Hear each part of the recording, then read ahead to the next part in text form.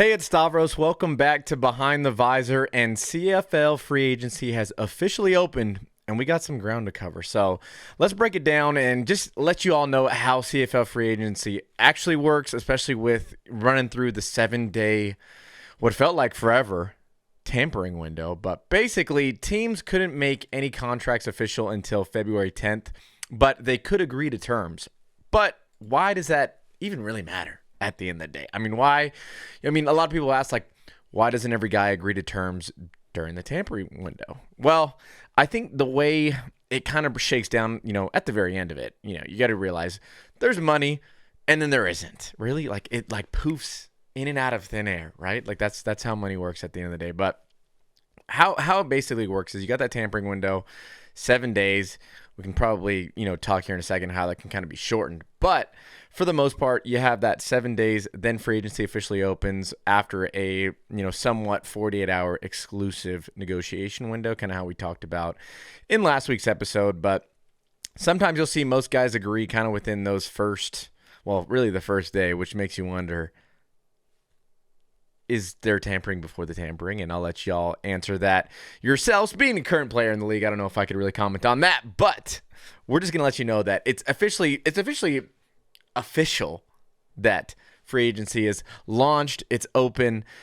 All the good things are happening. You got guys signing left and right. And really, I mean, what would make an agreement kind of fall through at the end of the day if you're kind of asking yourself that while you're watching this? And I think, there's probably one of two things. The first thing that can kind of probably happen if an agreement falls through is, you agree to either from one side or the other, you kind of agree to a deal, and maybe a team that, you didn't think kind of had your number or could get to where you wanted to be ends up giving you a call and says, hey, we got this amount of money for you. And boom, before you know it, you're on another team. You've agreed to terms somewhere else, and that deal that you had in place before fell through.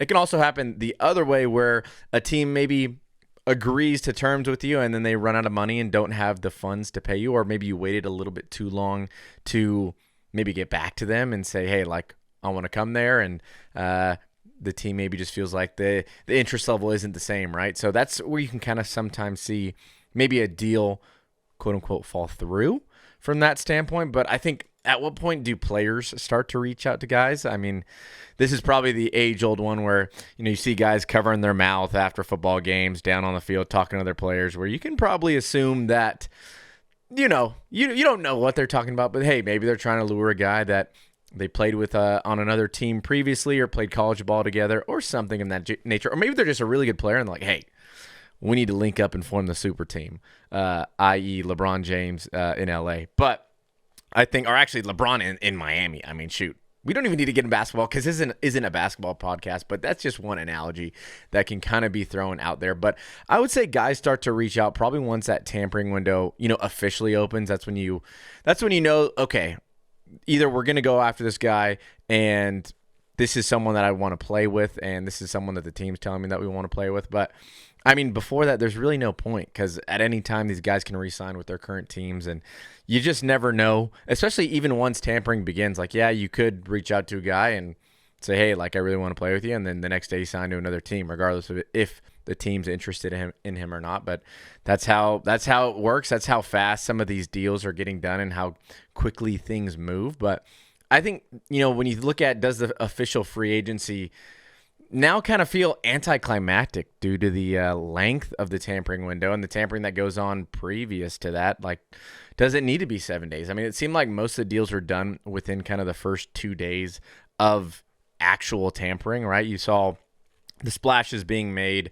on that Sunday, and then again following that Monday. Basically, all the deals were kind of agreed to, and then we basically just kind of had like a ghost period from, let's say Tuesday morning, Tuesday afternoon, all the way up until what would have been, I think, this past Tuesday, the 10th, when we're recording this, when free agency officially opened and guys started signing. So I think maybe the league can kind of shorten that a little bit to, just help shore up the kind of what feels like a dead period. And then once you get to free agency, it's like you're kind of hearing everybody officially sign, and obviously they'd agree to terms. Not, again, very few people fall through the cracks in, the flipping of deals and flipping to the agreement of terms and, what have you. So I think definitely you could shorten that up. And then, I mean, is there an argument to be made?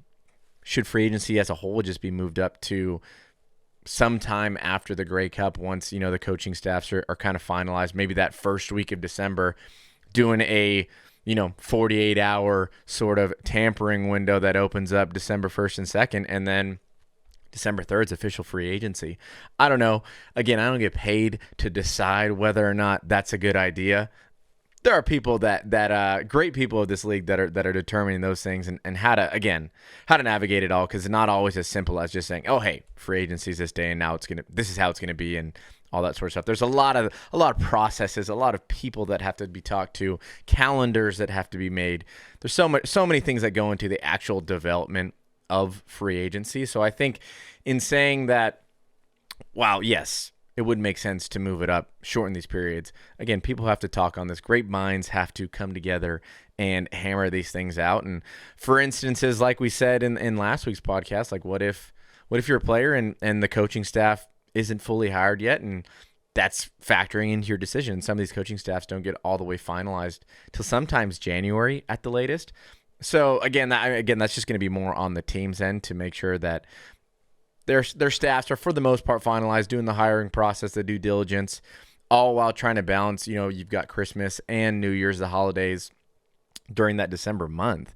And then you got league meetings that start in January, and then before you know it, again, it's the actual free agency in February. So then it builds the question, are these teams tampering when the season's going on? And obviously you hope not, because from a player standpoint, like I would not, and I don't know how everybody operates, but I would, when it's football season, like I'm there to play football at the end of the day. So I know from a player standpoint, if I'm getting a call from my agent and he's saying, hey, I know you got to focus on, winning this game this week, but, this team might be interested in you if you're a free agent at the end of the year. So again, that's never stuff you want to be hearing during the season. And most of the good agents don't even talk that way anyway, but does bode the question, does that tampering start to happen a little bit earlier if that free agency window is moved up? Again, it comes down to how do you enforce it. So there'd have to be some sort of way to enforce it to say, hey, like if you're tampering at all during this period, it's heavy fines, loss of draft picks, those type of things. But again, it's all talk at the end of the day. But I'm sure a lot of people would love to see it moved up, and then from a clarity standpoint for the players to see again, hey, once the new year hits, we're starting on a new team, starting fresh and able to kind of attack the offseason in that way. But moving on to our next segment, bring it again back to the backyard with Hamilton's free agency. Let's kind of take a look at what the black and gold kind of got up to officially. And we're gonna start with the big ones. We talked about them kind of last week. We saw Trey Ford, Wynton McManus were kind of the early signings that weren't under contract with their teams and signed big. Again, I think Trey is going to be a big one. Already seeing him working out in our locker room, in our weight room, and just seeing the type of athlete he is. I'm excited to see him on the field, and again, getting him in with Bo, our awesome quarterback room, with Scott, who's going to obviously, again, a guy that, like we said, a great coach, wants the best, demands the best, and he gets that out of his players at the end of the day. And then again, Wynn is a no-brainer, one of the best linebackers in our league, a guy that is just going to be able to get sideline to sideline, make plays, a leader, has done it all in the CFL, and just couldn't be more excited to have them on the team. And then some new ones that were made official, obviously, this past couple of days with free agency starting. We got Trevor Reed, offensive lineman, coming back up from the NFL, who was in Saskatchewan previous to that. Kenny Onyeka, a standout Canadian defensive lineman and special teams ace. Eric Lofton.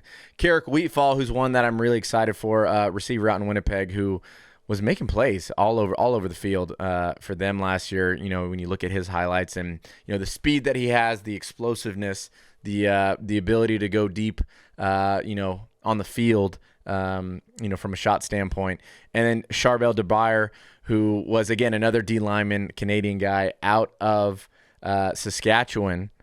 Again, we're bringing some great guys in. Had the was fortunate enough to kind of meet these guys as they came in the past couple of days, and again, just couldn't be more excited for how this team is building. And then a few more, obviously in the special teams area, we got Mario Alford, a great returner, probably one of the gold standards at returning the football in the CFL over the last couple of years. A guy who's just consistently been a great returner, been elusive, has the speed to make game-changing plays. So, again, one of those guys that, when I came into the league, was a learning experience. When you played against that guy, I was like, hey, we got to respect this guy because he can lose 5 to 10 yards and make that back up, when he's going laterally to try and score a touchdown. So, again, excited to have him on our side. And then signing a global punter in Mason from the Stampeders. So, again, replacing our guy Nick, who was excellent for us these past couple of years. And, again, we're always wishing him well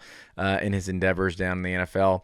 And then Tyson Middlemost, who's a local kid, played at Mac, was recently, I believe, with Edmonton and then played with Calgary before that. But, again, a trustworthy Canadian receiver and special teams ace that's going to help us in all 3 phases of the game. So, those are our, I guess, initial, big signings that we've had so far. But I think kind of, when you look at the focus of the offseason, whether it's continuity or making a splash, I think you can argue that it's a little bit of both. And probably every team you can argue a little bit of both. Some teams probably are more splash teams where some are more, hey, we're just running it back and keeping the same thing. But I think when you look at the makeup of our roster and the guys that we do have coming back, like a very solid core group, and yeah, we've lost some guys in that free agency process, but I think we've done a good job at filling the needs that we do have on our roster, and again making a splash with some guys. Obviously Wynn was the biggest one, I feel like, at the linebacking position, and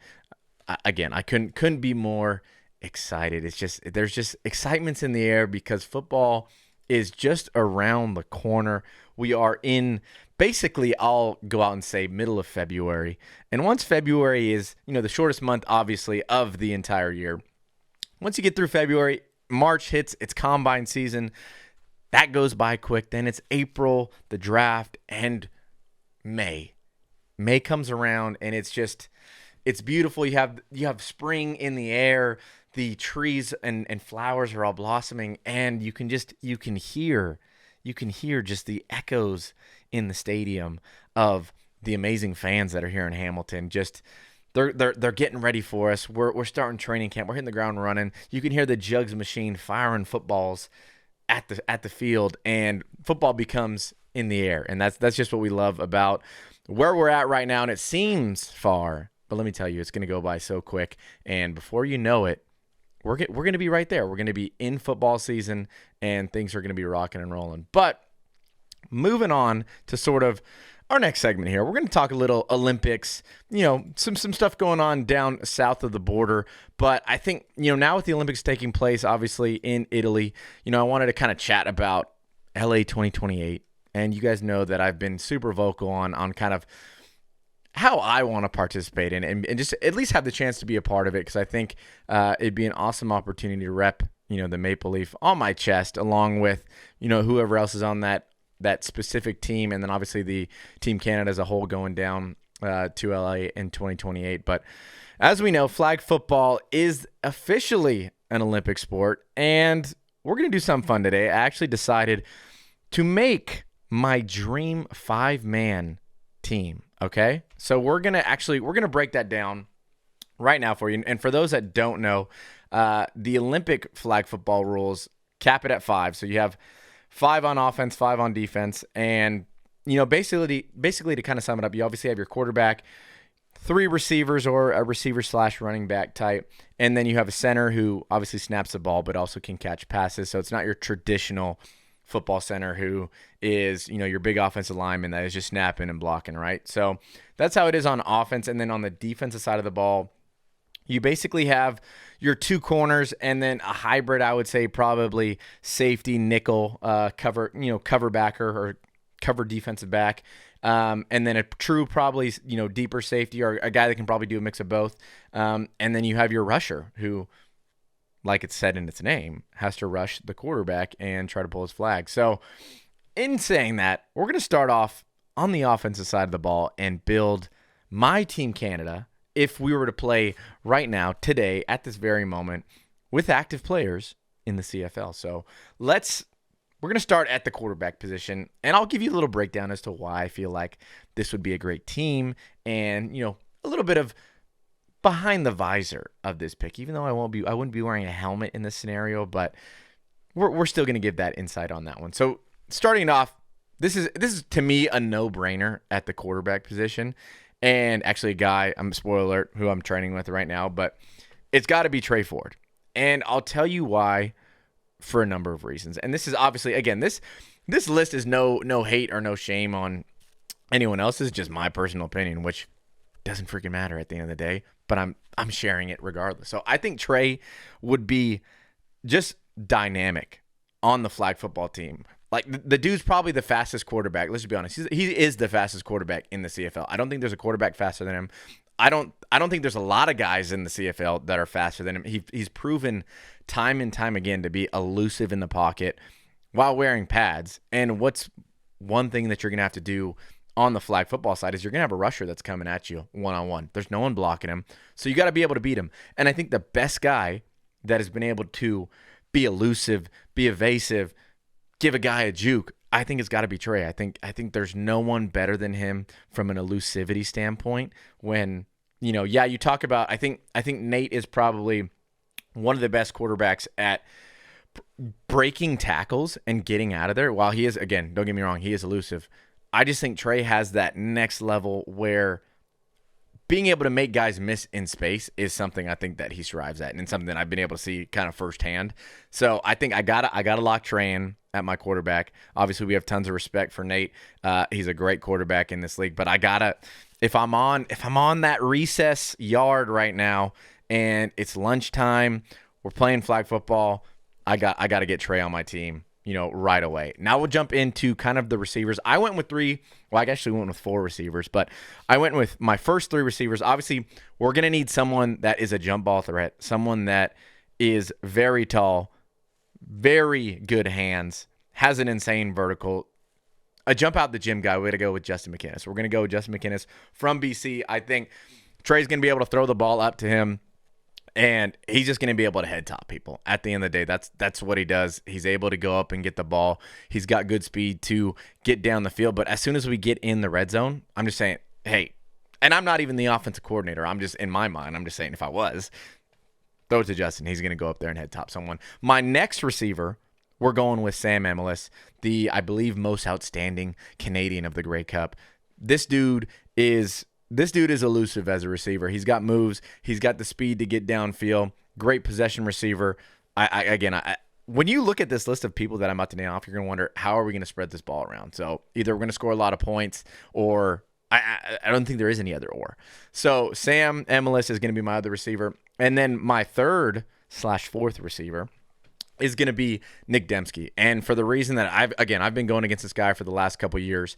And obviously he's been in the league for longer than I have. But again, a guy that has consistently been able to be, one, a deep threat, a possessional receiver, and a dude that just knows how to get open and play lots of games. I think he's coming off his 3rd consecutive 1,000-yard receiving season, which, tells you a lot about him as a player. And for whatever reason, anytime I see a highlight of this guy, it's always him somehow running past all, whoever the deep players are, catching a deep ball, and then just scampering his way for a touchdown as well. So I think he'd be a great addition there. Again, a guy that has speed, able to take the top off the defense, and has great hands as well. Now, my final receiver, who's going to play center for us. Again, any of these guys can play center. I mean, snap a ball between your legs, like 5 yards. We'll figure that out. We can get that rep. We can rep that in practice, week after week. But I got to go with this guy because, again, another guy that I'd go up against every day in practice, and a guy that is a dog when it comes to route running and, being able to juke people out. Just again, he's a dude that is going to catch the football. He can make deep plays as well. And, again, just make people miss, be able to play after the, get that yards after the catch type deal. Keandre Smith, we're going with him at center. He's going to snap that ball, and I don't think anyone's going to be able to cover him in flag. I really don't. And I've heard that he does play little flag as well. So again, we're getting that experience factor there as well. So that's my 5-man offensive team. Now we're going to speed ahead to the defense. So it goes without saying that I'm obviously going to pick myself as the safety. So let's get that out of the way quick. So we're going with myself at one of the safety positions, okay? My next position, the safety, nickel, cover linebacker, whatever you want to call it, I got to go from LaBelle Province, and we're going with Reddick Cramdy, okay? We're going with Quebec's finest, Cramdy. He's been a star at Sam linebacker with Winnipeg, and it's been great to see kind of his ascension since he's been in the league. A guy that I feel like I could trust to play man-to-man on someone, also dropping his zone. I've heard he's a very smart football player, very vocal guy, and again, the safety and nickel are two safeties. Their best attributes have to be their communication skills. So being able to work with a guy like that would be a lot of fun. Obviously, I probably would have chosen Marc-Antoine Dequoy if he wasn't retired. Again, we're going with active players currently, but I think Red would be great for this position. Again, a guy that is an athlete, can make plays on the football, and we got to lock him in. Next, we're going to go to the corners, and this was probably the toughest one for me, and the only position that I had 3 corners slotted in for. So we're going to have a reserve here, okay? This is going to be our 11th player. I don't know. I think the official rules, I think you can only have 10 men, but maybe there's room to have a reserve where we can, get extra DB on the field, little dime package or something like that. But at one corner, it's between Tyrell Ford and Adrian Green, 2 dudes that have been standouts. And, obviously younger guys that are coming up in the league, both have been all-stars, that type of thing. I think Tyrell had about 7 picks in, I think, the 2024 season, which was close, if not the league leader. League leader. Tongue twister right there. But, I like him there. Again, a guy that can cover man-to-man, make plays on the football, and then, again, another one that can do that. Like, right now, what we're talking about, I think combined interceptions, we got to have like 20 or 30 interceptions already on this defense, right? You got Tyrell Ford, you got Adrian Green, who, again, was tied for the league lead in, man, why is that getting me? League lead in interceptions in 2025. Again, it'd be a hard choice on who I'd start between the both of them, but I got to have them both in there. They're both standout players. On the other side, this dude is starting no matter what. If it were today, and it's Tavon Campbell, again, another league leader in interceptions, a dude that played down south for a long time and has, again, all 3 of these guys have speed. You're going to have to probably talk to Tyrell Ford and Tavon Campbell on who's faster. 2.44 guys, maybe 4.3. I think Tavon Campbell did have one of those like record-setting sprint times in the 40 during his combine. So again, it's a hard team to choose, but this is who I'm going with so far. And then my rusher, where some people would go along the lines and say, oh, your rusher needs to be someone who's used to getting the quarterback. We need a defensive lineman there. Maybe Matthew Betts, maybe Robbie Smith.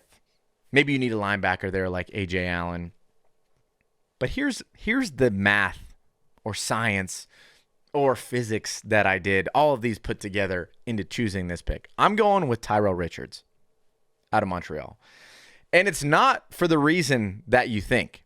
This is solely based on the number of special teams tackles that this dude had last year and probably the previous year too. I didn't look in 2024, but 2025 he led the league in special teams tackles, which again, tackling is different from flag pulling, but when you're having to deal with someone who is in open space, probably usually the fastest guy on the other team, which is the returner, and you lead the league in that category, I'm trusting that dude to go after the quarterback and make sure that this dude doesn't, scramble around and, not have pressure. Let's put it that way, not have pressure. So I got to go with Tyrell Richards. I think he'd be an awesome rusher in the flag game, and who knows? Maybe get a couple sacks, maybe lead the Olympics in sacks. So which players would you choose, from the Canadian standpoint, to represent Team Canada? If we were to play today, let me know what you think. But Moving kind of along here, obviously some people saw VA getting a huge shout out from Super Bowl champion and Eastern Washington grad Cooper Kupp, who my guy Bo Levi also played with. I think he was a little bit younger because we know Bo is up there in age.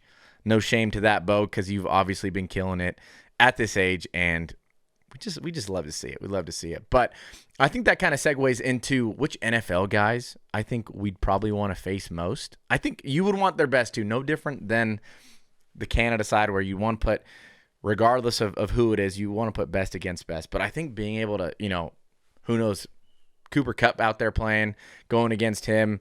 Justin Jefferson would probably be a big one. You got guys like Mahomes, I think Lamar Jackson might be probably the front runner to be that quarterback, if not Mahomes.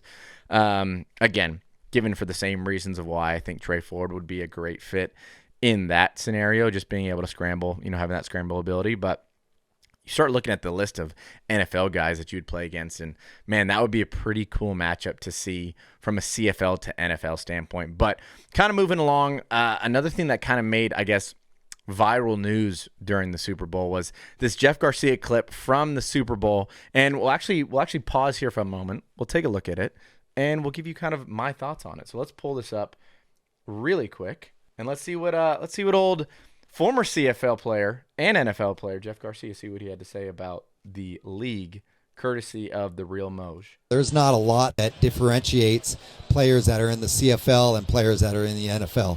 It's really about the opportunity, and when the opportunity presents itself, being ready to strike. Now, you may not get many of those, so you better be on top of it, but there's also the political aspect of things and how that, changes the outlook. You could be better than a quarterback on this roster, but because they vested a draft pick into that guy, he's going to get every opportunity to fail, and you're not going to be given the chance just because they wasted a draft pick on him, which is their fault. There's not.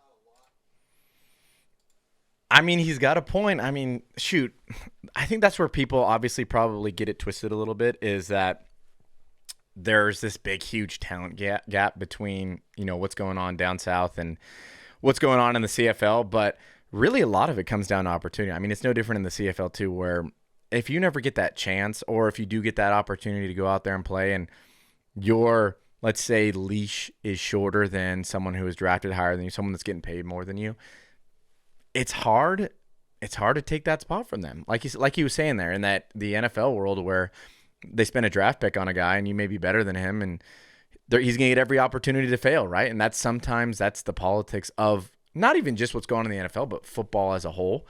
And that's just how it works at the end of the day. But it's always great to see, guys that have done both, played in the CFL, played in the NFL, highlight how good the CFL is. Obviously, you've seen kind of Chad Ochocinco talk a little bit about it and share his experience of his time playing up in the CFL. But it goes to show you that the CFL isn't messing around, and, it's not a league that you can just come up and think you're just going to tear it up your first time up here. There's definitely a learning curve. There's definitely real baller athletes that are playing up here. But I think continuing on from that, from a pro football players versus pro flag football players, are the NFL, CFL guys, do you think they're at risk of missing, making the team in place of the guys that are already playing like these pro, at the pro level, I guess, if you want to put it from a flag football standpoint? And I guess my thing would be, I think, again, you have to go best on best. And I think that's what, whether it's a, quote unquote tryout period, or, some sort of test like, hey, let's have the best guys from Canada, from the CFL, the best pro players, play the best flag football players from, the actual Canadian team, and then obviously see where the chips fall from there. But again, I think from the star power, from the marketing power, I think, again, you got to go with these guys, because it's a different game. Yeah, you have to learn it. There's going to be a learning curve, but I think it's hard to say, like, how would Trey Ford not just be great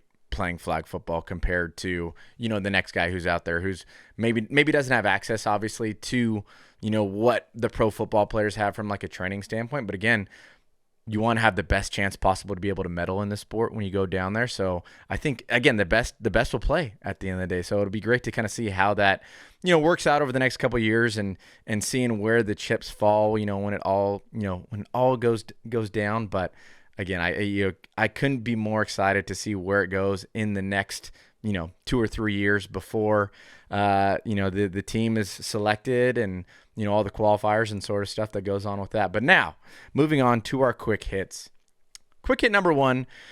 This is a question that we've been getting, but do players take note of who's having a big offseason from a team standpoint? I would say probably a little bit of yes and no. I think there is some sort of like memory factor that goes on with it too, is, guys will see, obviously Edmonton and Ottawa are the big splashes in free agency. And then you'll probably go, hey, once the season comes, it's okay. Does this team hold up to what they did in free agency? So I think there is probably like a little bit of a note that's taken place and from a mental standpoint. And then once the season hits, like free agency kind of gets forgotten about, and it's really about, okay, who's showing up this week and who do we got to beat? That's what it comes down to. But quick hit number 2, we got to give a shout out to the best agent in the CFL, Fred the Bread Weinrush, Montreal-based agent. Obviously, I'm going to be biased here. He's my agent, so that's why you're getting the personal bias. But he represents a ton of dudes. Has been in the game a very long time. He currently has the highest paid DB, both corner and safety, linebacker and offensive lineman, and he's tied with a kicker right now. So, I mean, the numbers speak for themselves. We appreciate everything you do for all of us guys that you're repping, Freddie, and keep up the good work. Keep getting those guys paid, and yeah, we love to see that. We love to see a Canadian-based agent doing his thing, representing everybody out there. So next up, we got the CFL Scouting Bureau. Top 5 for the draft are all offensive linemen and defensive linemen, which again probably tells you, does that pressure impact kind of the Canadians elsewhere in free agency? I mean, the Canadian draft is always an interesting thing because, one, you might lose a lot of guys to the NFL if, I think I was looking at this scouting bureau, and I only think we had one U Sports player on there from Laval, and it was a fullback, which is kind of crazy. It's actually really crazy, and obviously you have a lot of great Canadians that are playing down in the States, but some of these guys might not even pan out in the CFL, or again, once you get to that pro level, like, it's different. It's not college football. It's not, you're getting praised every single day, getting your NIL money, all that sort of stuff. This is real work. People are putting food on the table for their families playing this game, and they're willing to do whatever it takes to get there. So obviously that could affect things with it just being O lineman and D lineman in the top 5. But again, those top 5 guys might not even come here, just depending on how things shape out come draft time. And the next quick hit that we got is kind of our most memorable, I would say memorable things that we've seen in the CFL. Obviously, we got the McManus toothpick, which has taken off over the last couple of years here. We have my dark visor, which seems to be a thing. Obviously, it's kind of, my logo identity, the brand, all that. We can talk about that a little bit. We obviously had the Bo 2 gloves phase, which he hasn't done lately, but I think, if I remember correctly, I believe it's because the gloves that he was using, they don't make anymore. So it was just that specific grip. So I think Adidas needs to bring those back so Bo can rock the 2 gloves. But I would say, what are some of the other memorable swagger items from the CFL that you guys have, I guess, been most noticeable, in this landscape? I think one that definitely comes to mind is the John Gott beer chug from Ottawa back a few years ago. I think that's definitely something, whether or not he got a brand deal from that beer chug during the game, I don't know. Another one I've actually noticed, and DBs would notice this one, but the former retired Brandon Alexander he was rocking 2 towels for a bit, which I don't know about the 2 towel thing. Obviously he was a really good player in our league. Got a lot of respect for him. One of those very hard-hitting safeties, but the 2 towels, I think he might have been the only one that could rock that. Because if I don't know, you got to be a guy. You got to be a guy to pull that off. But let me know kind of what some of your, I guess, most memorable brandable items you've seen, from a player standpoint in the comments, and definitely we'll chop that up. But appreciate y'all for watching, tuning in. If you could hit the subscribe button wherever you're getting your podcast. It's probably there. And we'll see y'all in the next one. Have a good one. Peace.